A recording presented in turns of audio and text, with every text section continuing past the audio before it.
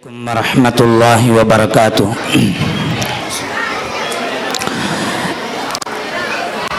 الحمد لله وكفى والصلاة والسلام على رسوله الذين اصطفى أما بعد فأعوذ بالله من الشيطان الرجيم بسم الله الرحمن الرحيم إن هذا القرآن يهدي بالتي هي أقوم صدق الله العلي العظيم. وقال رسول الله صلى الله عليه وسلم لا تنقضي عجائبه يعني عجائب القرآن أو كما قال صلى الله عليه وسلم إن أريد إلا الإصلاح ما استطعت وما توفيقي إلا بالله عليه توكلت وإليه أنيب.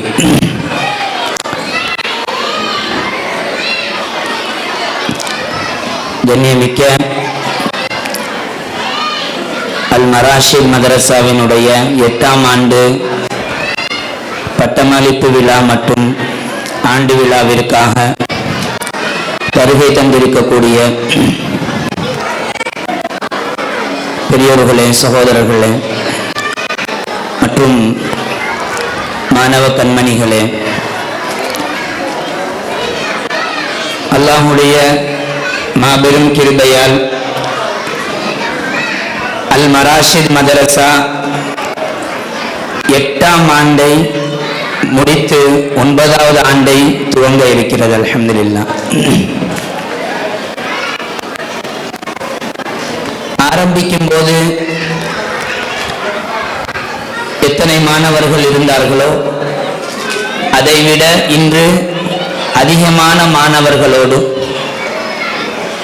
இன்னும் அதிகமான உத்வேகத்தோடு அல்ஹம்துலில்லாஹ் இன்று நம்முடைய ஆண்டு விழா நடந்து கொண்டிருக்கிறது. இனியும் உங்களிடம் நாங்கள் வேண்டுவது என்னவென்றால், இன்ஷா அல்லாஹ் கியாமத் வரை இந்த மதரசா இன்னும் சீரும் சிறப்புமாக நடக்க வேண்டும்.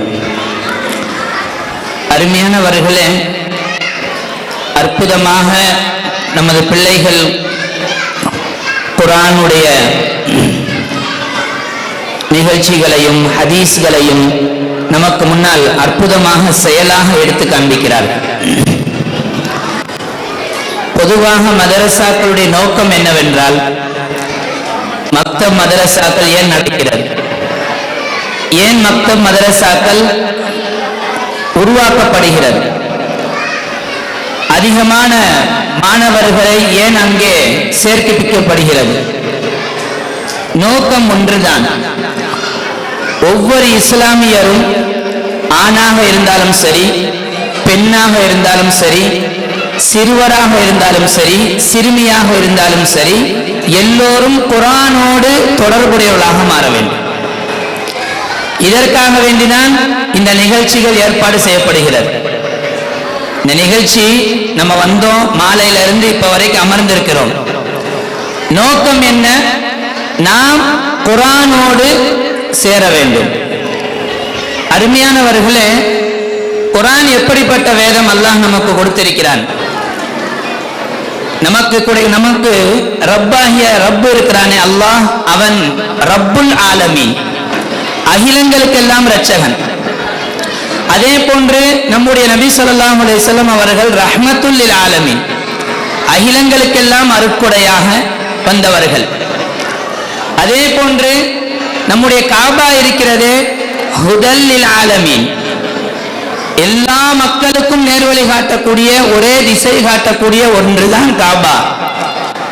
அதே வழியில் அல்லாஹ் குர்ஆனை சொல்கிற பொழுது, ஷஹ்ரு ரமலான் அல்லதி உன்சில ஃபீஹில் குர்ஆன் ஹுதல் லின்னாஸ், இந்த குர்ஆன் என்பது எப்படி அல்லாஹ் ரஹ்மத்துல் லில் ஆலமீன், அகிலங்களுக்கு இரட்சகனோ, இதே போன்று எப்படி காபத்துல்லாஹ் ஹுதல் லில் ஆலமீன், நபி ஸல்லல்லாஹு அலைஹி வஸல்லம் ரஹ்மத்துல் லில் ஆலமீன், இதே போன்று நமது நபி ஸல்லல்லாஹு அலைஹி வஸல்லமுக்கு கொடுக்கப்பட்ட இந்த குர்ஆன் ஹுதல் லின்னாஸ், எல்லா மக்களுக்கும் நேர்வழி காட்டக்கூடியது. மனித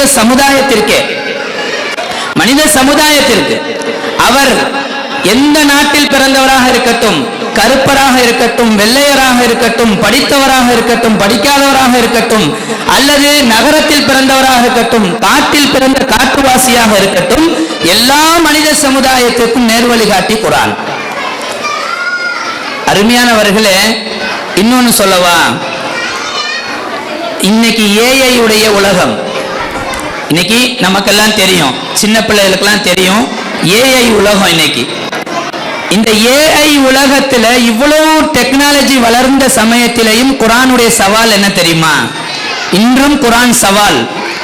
எந்த ஒரு மொழி, எவ்வளவு பெரிய மொழியை தேர்ந்தவராக இருக்கட்டும், அவர் பண்டிதராக இருக்கட்டும், பல இலக்கியங்களை கரைத்து குடித்தவராக இருக்கட்டும், பல இதிகாசங்களை படித்தவராக இருக்கட்டும், பல புராணங்களை படித்தவராக இருக்கட்டும், எல்லா மனித சமுதாயத்திற்கு அல்லாஹ் ஒரு சேலஞ்ச்.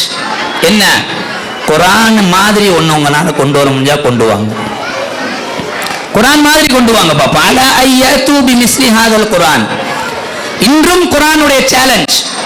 குர்ஆனை போன்று ஒன்றை உங்களால் கொண்டு வர முடிந்தால் கொண்டு வாங்க. சரி, அப்படி முடியலையா? 114 சூரா இருக்கிறது குர்ஆன்ல. அது மாதிரி 10 சூரா கொண்டு வாங்க. ஃபது பி அஷ்ரி சுவரின் மிஸ்லிஹி. 10 சூரா கொண்டு வாங்க. அதுவும் முடியலையா? அடுத்த சேலஞ்ச், ஃபது பி சூரத்தின் மிஸ்லிஹி. குர்ஆனை போன்ற ஒரு சூரா கொண்டு வாங்க. 1, 10 வேணாம், 1 கொண்டு வாங்க. அதுவும் முடியலையா? அதாவது ஃபது பி ஹதீஸின் மிஸ்லிஹி. குர்ஆனை போன்று ஒரு வார்த்தை கொண்டு வாங்க பாப்போம். ஒரு வார்த்தை. இன்னைக்கு தான் ஏஐ நிறைய இருக்குல்லங்க. எத்தனை ஏஐ உலகம், எதை சொன்னாலும் சொல்லுது. சாட் ஜிபிடிக்குள்ள போனா என்ன வேணாலும் நமக்கு என்ன செய்து கேட்கிறோமா இல்லையா? குர்ஆன் மாதிரி ஒண்ணு கொண்டு வர முடியுமா? எத்தனை சாட் ஜிபிடி சேர்ந்தாலும் சரி, எத்தனை ஏஐ சேர்ந்தாலும் சரி, இன்று வரை அந்த சேலஞ்சை முறியடிக்க முடியாது. அப்பனா எவ்வளவு பெரிய குர்ஆனுக்கு சொந்தக்காரர்கள் நாம், எவ்வளவு பெரிய பாக்கியம் பொருந்திய வேதத்திற்கு சொந்தக்காரர்கள் நாம், எவ்வளவு ஒரு இன்று வரை முறியடிக்க முடியாத ஒரு அற்புதமான மார்க்கத்தில் அற்புதமான வேதம் கொடுக்கப்பட்டவர்கள் நாம். அருமையானவர்களே, அதனாலதான் பெருமானார் ஸல்லல்லாஹு அலைஹி வஸல்லம் அவர்களுடைய காலத்திலே இந்த குர்ஆனுக்கு முன்னால் யாருனாலே நிக்க முடியல, யாரும் நிக்க முடியல. ஒருத்தர் வந்தாரு, துஃபைல் அவர் பேர் துஃபைல் வந்தார். வந்தவர் பெருமானாரை பற்றி மக்கள்லாம் குறை சொன்னாங்க. அவர் பேச்ச கேட்றாதப்பா, கேட்டனா நீ மாறி போயிருவ, அதனால அவர் பேச கேட்றாத அப்படின்னாங்க. இன்னொருத்தர் வந்தாரு, தயவு செஞ்சு அவர் பேச கேட்டா நீ சூனியமா பிடிச்சவரா மாறிடுவண்டாரு. இன்னொருத்தர் வந்தாரு, நீ கேட்கறதுக்கு கேட்காம இங்க இந்த விட்டு ஓடி போயிரு மக்கா விட்டுண்டாரு. அப்புறம் அவர் கடைசியில என்ன செஞ்சாரு? காதுல பஞ்ச வச்சிட்டாரு. எதுக்கு இந்த வம்பு, நம்ம கேட்டாதானே பிரச்சனை, காதுல பஞ்ச வச்சிருவோம் அப்படின்னு பஞ்ச வச்சுட்டு உள்ள வர்றாரு. மக்காவுக்குள்ள வந்தவர் மக்காவில் தவாப் செய்கிறார். பெருமானார் ஸல்லல்லாஹு அலைஹி வஸல்லம் அங்கே தொழுது கொண்டிருக்கிறார்கள். தவாப் செய்து கொண்டே இருந்தவர் அப்படியே அவருடைய மனசுல ஒரு எண்ணம் வருது. என்ன அப்படின்னா, நான் தான் பெரிய அறிவாளியாச்சே, நான் தான் பெரிய கவிஞராச்சே, எனக்கு தான் எல்லா இலக்கியங்கள்லாம் படிச்சவனாச்சே, அப்படி என்னத்தான் இவர் படிக்கிறான்னு பார்த்துருவோன்னு சொல்லி காதில இருந்து தன்னுடைய பஞ்சை அகற்றுகிறார். பெருமானார் ஸல்லல்லாஹு அலைஹி வஸல்லம் ஹாமீம் சஜ்தா என்ற அந்த சூறாவை ஓதிக்கொண்டிருக்கிறார்கள். கேட்டாரு. நபி அவர்களுடைய கரம் பிடித்து இஸ்லாத்தை தழுவினார். காதுக்குள் பஞ்சை வைத்தாலும் இஸ்லாமிய குர்ஆன், இஸ்லாத்திலே நமக்கு கொடுக்கப்பட்ட இந்த குர்ஆனுடைய பாக்கியம், அதற்குள்ளும் போய் அல்லாஹ் அந்த தாக்கத்தை ஏற்படுத்துகிறான் என்பதற்கு அற்புதமான சான்று. அருமையானவர்களே, அதனாலதான் சஹாபாக்களுடைய காலத்துல ஒரு வரலாறு எழுதுவார்கள். ஒரு பெரிய அறிவாளி இருந்தா, பெரிய கவிஞன். அவன் எப்படிப்பட்டவனா, வீட்டுல 2 வாசல் வச்சிருப்பான். ஒரு வாசல்ல யாராவது கவி கொடுத்தாங்கன்னா அதை படிச்சு ஒரு செகண்ட்ல அடுத்த வாசல் வழியா நீ என்னென்ன தப்பு விட்டு இருக்கிற அப்படின்னு சொல்லிட்டு அதை திருத்தி கொடுத்துருவான். இது அவனுடைய வளமை. 2 வாசல் இருந்துச்சு அவன் வீட்டுல. அப்ப ஒரு வாசல் வழியாக யாராவது கவி கொடுத்தாங்கன்னா அதை வாங்குவான், திருத்தி அடுத்த வாசல் வழியா கொடுத்துருவான். பெருமை அதிகமா இருந்துச்சு, அதனால வீட்டை விட்டு வெளியே கூட வர மாட்டான். அவன்கிட்ட அகங்காரம் அதிகம், பெரிய கவிஞன். அப்போ ஒரு நபித்தோழர் என்ன செஞ்சாரு தெரியுமா? நமக்கெல்லாம் தெரிஞ்ச சூரா தான், இன்னா அஅதைனாக்கல் கௌசர் ஃபஸல்லி லிரப்பிக வன்ஹர் இன்ன ஷானிஅக ஹுவல் அப்தர். இந்த சின்ன சூறாவை எழுதி ஒரு பேப்பர்ல மடிச்சு போய் ஒரு வாசல் வழியா கொடுத்துட்டார். எப்பையும் கொடுத்த உடனே அடுத்த செகண்ட்ல அடுத்த வாசல் வழியா வரும் பாத்தீங்களா? வரல. கொஞ்ச நேரம் ஆச்சு, என்னப்பா நின்றுகிட்டே இருக்கிறேன், இந்த ஒரு நிமிஷம் அப்படின்னா. கொஞ்ச நேரம், அப்பா என்ன ரொம்ப நேரம் ஆச்சு, இந்த கொஞ்ச நேரம், அப்படி எப்படி கொஞ்ச நேரம் ஆயிடுச்சு. கடைசியில அவன் சொன்னான், நாளைக்கு வரீங்களா, நாளைக்கு நான் திருத்தி கொடுக்குறேன். அடுத்த நாள் வர்றாரு. அடுத்த நாளும் சொன்னா, இல்ல இல்ல இன்னும் கொஞ்ச நாள் கழிச்சு வாங்களேன், இன்னும் ஒரு 2 நாள் கழிச்சு வாங்க, 3 நாள் கழிச்சு வாங்க. கடைசியாக 10 நாட்கள் கழித்து வந்தார். அவன் வெளியே வந்து காலில் விழுந்துட்டான். தயவு செஞ்சு சொல்லுப்பா, இது என்ன வார்த்தை? இது மாதிரி கோடான கோடி வார்த்தையை நான் பார்த்திருக்கிறேன், மிகப்பெரிய கவிஞன் நான், இது மாதிரி ஒரு வார்த்தை இதுவரைக்கும் பார்த்ததில்லை, தயவு செஞ்சு சொல்லுன்னு சொன்னவுடன் அவர் சொன்னார், இது உன்னையும் என்னையும் படைத்த ரப்புல் ஆலமீனுடைய வார்த்தை. அந்த வார்த்தையை சொன்னவுடன் அவன் அப்படி ஆடி போய் கலிமாவை மொழிந்து அஷ்ஹது அல்லா இலாஹ இல்லல்லாஹ் வ அன்ன முஹம்மது ரசூலுல்லாஹ் என்று கலிமாவை மொழிந்தார். அருமையானவர்களே, கியாமத் வரை இந்த குர்ஆனுடைய சேலஞ்சை யாரும் முறியடிக்க முடியாது. அற்புதமானது. அது மட்டுமில்லை அருமையானவர்களே, இன்று வரை விஞ்ஞானம் தோத்து போகக்கூடிய அளவிற்கு குர்ஆன் சொல்லக்கூடிய மெய்ஞானம் இன்று வரை.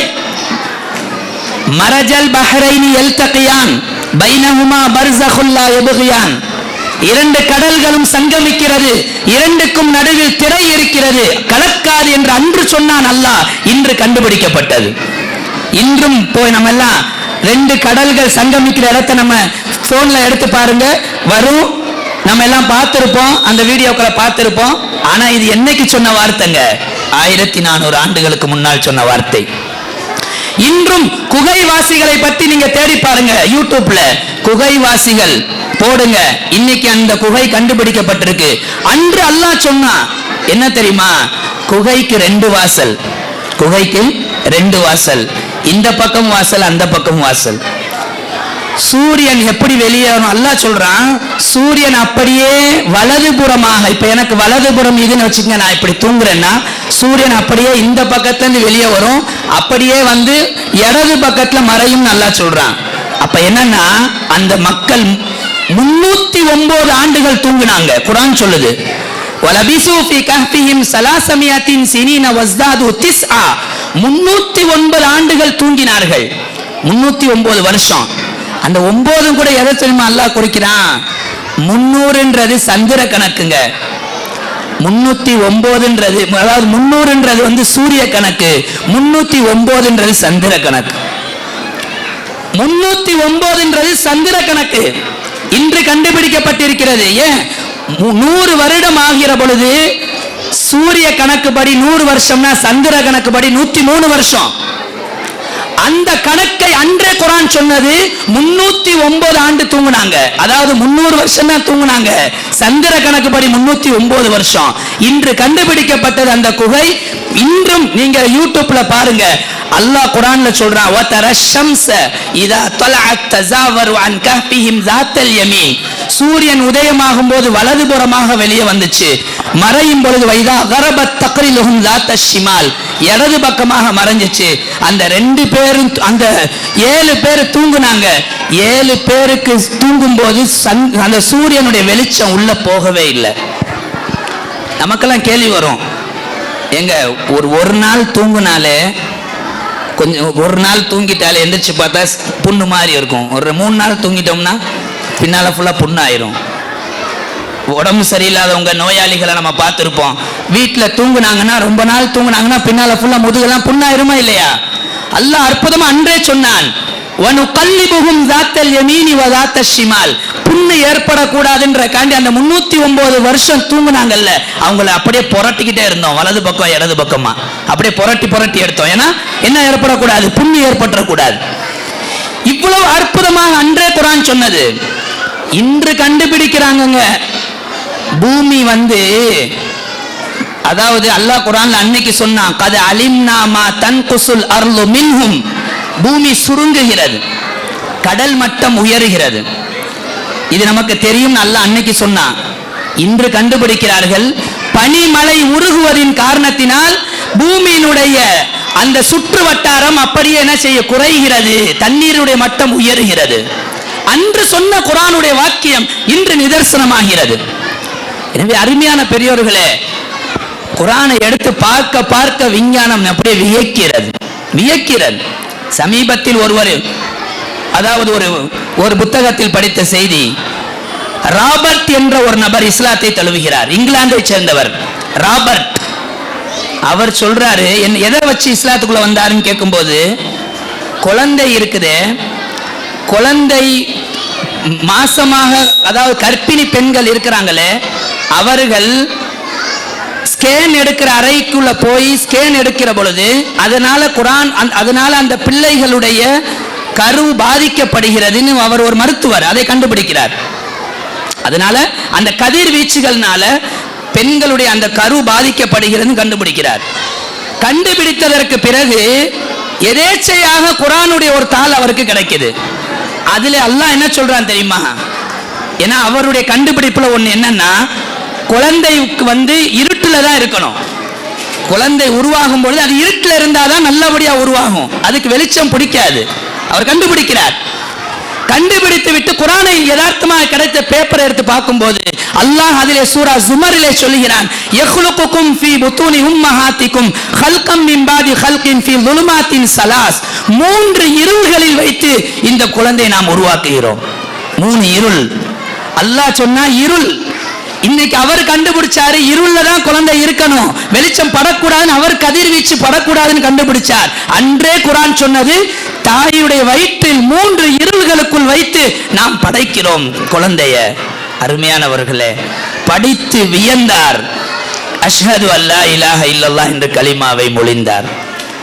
இப்படி நிறைய வரலாறுகளை பார்க்கலாம். அலீசன் என்று ஒருவர் இருந்தார், அமெரிக்காவை சேர்ந்தவர். தூக்கமும் மரணம் என்று ஆராய்ச்சி செய்தார். அவருக்கு விடை கிடைக்கவில்லை. கடைசியாக குர்ஆனை திறந்து பார்த்தார். எத்தனையோ அதாவது ஆராய்ச்சிகள் எல்லாம் படிச்சதுக்கு அப்புறம் குர்ஆனையாவது படிச்சு பார்ப்போம், குர்ஆனை திறந்து பார்த்தார். குர்ஆனில் இருந்தது, அல்லாஹு யதவஃபல் அன்ஃபுஸ ஹீன மௌத்திஹா வல்லதி லம் தமுத் ஃபீ மனாமிஹா. அல்லாஹ் என்ன செய்கிறான்? இரவு நேரத்தில் அந்த உயிர்களை தன் பக்கம் இழுத்துக் கொள்கிறான். யார் இறந்துறாங்களோ அவங்க உயிர் அப்படியே வச்சுக் கொள்றான். யாருக்கு வாழ்க்கை இருக்குதோ அந்த உயிரை மீண்டும் அனுப்பி விடுகிறான். அப்ப இரவில் தூங்குகிற பொழுது உயிர்கள் இங்கே இருப்பதில்லை என்ற செய்தி குர்ஆன் சொன்னவுடன் அலீசன் அப்துல்லா என்று பெயரை மாற்றிக்கொண்டு கலிமாவை மொழிந்து கொண்டார். இப்படி எத்தனையோ விஞ்ஞானிகள். அருமையானவர்களே, சின்ன விஷயம் கூட குர்ஆனை திறந்து பார்க்கிற பொழுது மிக வியக்கிறது. இப்ப அந்த காலத்துல என்னங்க பயணம் ஆவாங்க? கழுதையில, குதிரையில, கோவேரி கழுதை, ஒட்டகம், இதுல தானே பயணம் ஆவாங்க. அல்லாஹ் சொன்னா, வல் கைல வல் பிகால வல் ஹமீர லிதர்கபூஹா. கழுதை, கோவேரி கழுதை, குதிரைகளை உங்களுடைய பயணத்துக்காக அல்லாஹ் படைச்சான். வயக்லுகு மா லா தஅலமூன். இன்னும் நீங்கள் அறியாதவைகளையும் அவன் படைப்பான் என்று சொன்னான். ஒன்னும் உங்களுக்கு தெரியாதான் படைப்பான். இன்னைக்கு நாம சைக்கிள் ஆரம்பிச்சு ராக்கெட் வரைக்கும் இதை அல்லாஹ் அன்றே சொல்லிவிட்டான். இன்னும் அந்த சஹாபாக்களுக்கு ஒன்னும் தெரியாது. அவர்களை பார்த்து அல்லாஹ் சொல்றான், நீங்கள் தெரியாதவைகளையும் இன்னும் அவன் படைப்பான், உருவாக்குவான். இன்று உருவாக்கி இருக்கிறான். எனவே அருமையான பெரியோர்களே, குர்ஆன் என்பது விஞ்ஞானம் வியக்கக்கூடிய அளவிற்கு ஒரு வேதம். ஆனா இந்த வேதம் நம்ம கையில கிடைத்திருக்கிறது. இந்த வேதத்தை நாம் ஓதுகிறோமா? அதை ஆராய்ச்சி செய்கிறோமா? அதை தினந்தோறும் குறைந்தபட்சம் எடுத்து அதனுடைய தர்ஜுமாக்களையாவது நாம் படிக்கிறோமா என்று நாம் சிந்திக்க வேண்டும். இந்த ஆண்டு விழாவுடைய நோக்கம் என்னன்னா, ஆண்டு விழாவுடைய நோக்கம் என்ன? முதலாவது, நம்முடைய பிள்ளைகள் மாஷா அல்லாஹ் நல்ல முறையில் ப்ரோக்ராம் செய்கிறாங்க. என்னுடைய பிள்ளைகள் குர்ஆனை அற்புதமாக, ஹதீஸ்களை அற்புதமாக மொழிகிறார்கள். அதை கண்டு களிக்கிறோம். அதுவும் உண்மையான சந்தோஷம், அதுவும் கண்குளிர்ச்சி. இரண்டாவது என்ன? நான் இந்த குர்ஆனோடு எந்த அளவுக்கு தொடர்புடையவனாக இருக்கிறேன்? தினந்தோறும் இந்த குர்ஆனை நான் ஓதுறேனா? குறைஞ்சபட்சம் தர்ஜுமாவையாவது நான் எடுத்து படிக்கிறேனா? தினந்தோறும். நமக்கெல்லாம் தெரியும், பெருமானா ஸல்லல்லாஹு அலைஹி வஸல்லம் நம்ம மேல ரொம்ப பிரியமானவங்க. ஆனா நம்ம நபி நாளைக்கு ஒரு அல்லாஹ்ட்ட ஒரு கம்ப்ளைண்ட் பண்ணுவாங்க. என்ன தெரியுமா? இன்ன உம்மதி, யா அல்லாஹ், இதோ என்னுடைய சமுதாயம் இருக்கிறாங்க. யா ரப்பி இன்ன கௌமி தஹது ஹாதல் குர்ஆன மஹ்ஜூரா. என்னுடைய இந்த சமுதாயம் இருக்கிறாங்களே, என்னுடைய குர்ஆனை அவர்கள் வாழும் காலத்தில் ஓதாமல் விட்டிருந்தார்கள், ஓதவே இல்லை. இவர்களை நீ பிடித்து விடு நாளைக்கு மறுமையில சொல்லுவாங்க.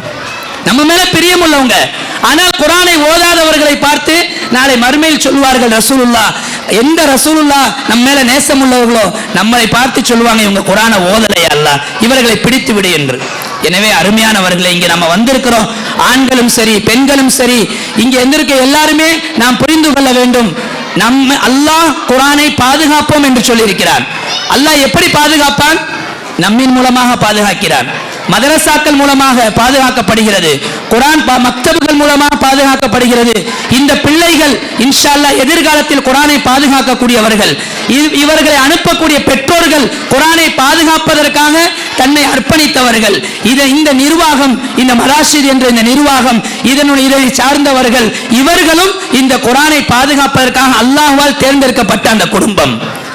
எனவே அருமையானவர்களே, அல்லாஹ் இந்த குர்ஆனை நம்மின் மூலம் பாதுகாக்கிறான். நாம் இந்த குர்ஆனை பாதுகாக்கும் பொழுது அல்லாஹ் நம்மளை பாதுகாக்க மாட்டானா? அல்லாஹ் நம்மளை பாதுகாக்க மாட்டானா? நம்முடைய வியாபாரம் தொழில் அல்லாஹ் பாதுகாக்க மாட்டானா? ஒரு போலீஸ்காரர் இருக்கிறாங்க, போலீஸ் யாரை பாதுகாக்கிறாரு? நாட்டை பாதுகாக்கிறார். அப்ப கவர்மெண்ட் அவரை பாதுகாக்குமா இல்லையா? அவருடைய குடும்பத்தை பாதுகாக்குமா இல்லையா? இதே போன்று நாம் எல்லாம் குர்ஆனை பாதுகாக்கக்கூடிய போலீஸ்கள். நாம் குர்ஆனை பாதுகாக்கிற பொழுது நம்முடைய குடும்பம், நம்முடைய தொழில், வியாபாரம், உத்தியோகம் எல்லாவற்றையும் அல்லாஹ் பாதுகாப்பான். எனவே அருமையானவர்களே, இங்கு வந்திருக்கக்கூடிய எல்லோரும் தாய்மார்கள், சகோதரிகள், பெரியோர்கள் எல்லோரும் ஒரு வைராக்கியத்தோடு போகணும். மராஷிதுடைய ஆண்டு விழாவுக்கு நாங்கள் வந்தோம். இன்றிலிருந்து நாங்கள் ஒரு வைராக்கியம் எடுத்துக்கொள்கிறோம். தினந்தோறும் குர்ஆனை ஓதக்கூடியவராக நாம் மாற வேண்டும். தினந்தோறும் குர்ஆனுடைய தொடர்புடையவராக, குறைஞ்சபட்சம் தர்ஜுமாக்களையாவது தினந்தோறும் நாம் படிக்கக்கூடியவராக உருவாக வேண்டும். அந்த ஒரு எண்ணத்தை இன்றையிலிருந்து விதைத்துக் கொண்டு இங்கிருந்து நாம் களைய வேண்டும் என்ற ஒரு நன்னோக்கத்தினை உங்களுக்கு முன்னால் நான் எடுத்து வைக்கிறேன். எனவே இந்த பிள்ளைகளுக்காக வேண்டியும் நாம் துஆ செய்ய வேண்டும். இந்த மதரசாக்களுக்காக வேண்டியும் துஆ செய்ய வேண்டும். கியாமத் வரை இந்த மதரசாவும், இந்த மதரசாவை நடத்துபவர்கள், அவர்களுடைய குடும்பம், அவருடைய எல்லா விதமான வியாபாரம், உத்தியோகம், எல்லா விதமான பரக்கத்துகளை அல்லாஹ் கொடுக்க வேண்டும். அதே போன்று இந்த பிள்ளைகளுக்கும் அல்லாஹ் எல்லா விதமான ரஹ்மத்துகளையும் பரக்கத்துகளையும் கொடுக்க வேண்டும். இந்த பிள்ளைகளை அனுப்பக்கூடிய இந்த பெற்றோர்கள், அவர்களையும் அல்லாஹ், அவர்களுக்கும் எல்லா பரக்கத்துகளையும் ரஹ்மத்துகளையும் அல்லாஹ் வழங்க வேண்டும். நாமும் இந்த பிள்ளைகளுக்காகவும் இந்த மதரசாவுக்காகவும் துஆவோடு இங்கிருந்து களையவும் வேண்டும். ஒரு வைராக்கியத்தோடு இன்ஷா அல்லாஹ் கடைசி மூச்சு வரை, எப்படி நம்முடைய முன்னோர்கள் கடைசி மௌத்தாகும் போதும் குர்ஆனை ஓதிக்கொண்டே மௌத்தானார்களோ, இதே போன்று நாமும் வாழும் காலம் எல்லாம் குர்ஆனுடைய தொடர்போடு இருந்து மரணிக்கும் போதும் குர்ஆனுடைய தொடர்போடு மரணிக்கக்கூடியவர்களாக நாம் மாற வேண்டும். அல்லாஹு தஆலா அப்படிப்பட்ட நல்ல வாய்ப்பினை எனக்கும் உங்களுக்கும் முழு இஸ்லாமிய சொந்தங்களுக்கும் அல்லாஹ் கொடுத்தல்வானாக. மேலும் வாழும் காலம் எல்லாம் குர்ஆனை ஓதக்கூடியவர்களாகவும் குர்ஆனை பாதுகாக்கக்கூடிய அந்த ஒரு சாராரில் என்னையும் உங்களையும் அல்லாஹ் சேர்த்து வைப்பானாக. அதை குறிப்பாக இங்கு வந்திருக்கக்கூடிய பிள்ளைகளையும், இந்த பெற்றோர்களையும், இதை அந்த மதரசாவை நடத்தக்கூடிய அந்த குடும்பத்தினர்களையும், அவர்களையும் அல்லாஹு தஆலா எல்லா விதமான வளங்களையும் பரக்கத்துகளையும் அருள வேண்டும் என்று துஆவோடு வாய்ப்புக்கு நன்றி கூறி விடைபெறுகிறேன். அஸ்ஸலாமு அலைக்கும் வரஹ்மத்துல்லாஹி வபரகாத்துஹு.